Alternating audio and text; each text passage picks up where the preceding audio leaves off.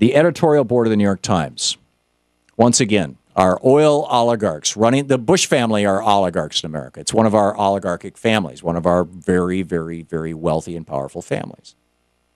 Prescott Bush helping finance Hitler up to and including after we entered World War II against Hitler. Franklin Roosevelt chose not to put him in prison, but he could have when Prescott Bush was at Brown Brothers. He was an investment banker back during World War II. His son, George Herbert Walker Bush Sr., right? George Herbert Walker Bush, Bush the Elder, as it were. And then his son, George W. Bush, gives us these two illegal wars in Afghanistan and Iraq.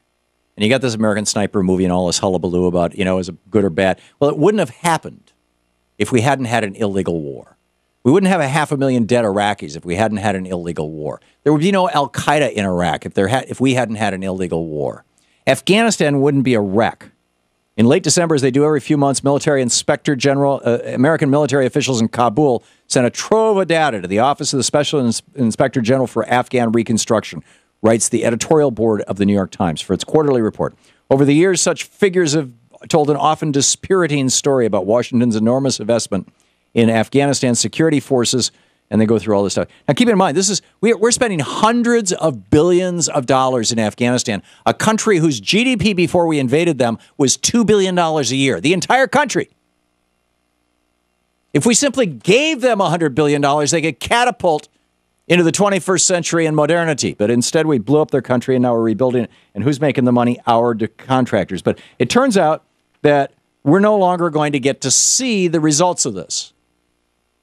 Why? Well, I would assume because it ain't turning out so well.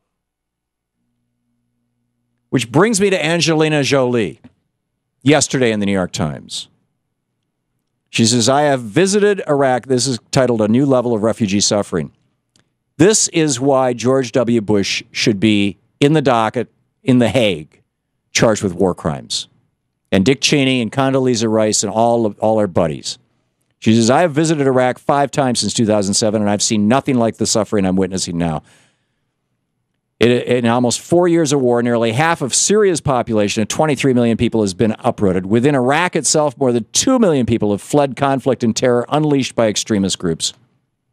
What do you say to a mother with tears streaming down her face who says her daughter is in the hands of the Islamic State, ISIS, and that she wishes she were too? Even if she had to be raped and tortured, it would be better than not being with her daughter. What do you say to the 13-year-old girl who describes the warehouses where she and the others lived and would be pulled out 3 at a time to be raped by the men? When her brother found out about it, he killed himself.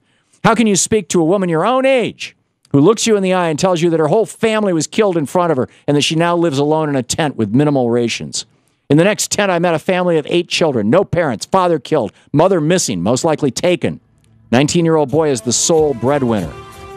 Nothing prepares you for the reality of so much human misery, for the stories of suffering and death in the gaze of hungry, traumatized children.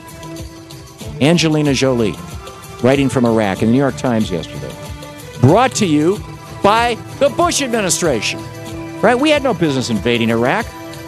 But hey, as Dick Cheney said, they got 10% of the world's oil, and the oligarchs wanted that oil.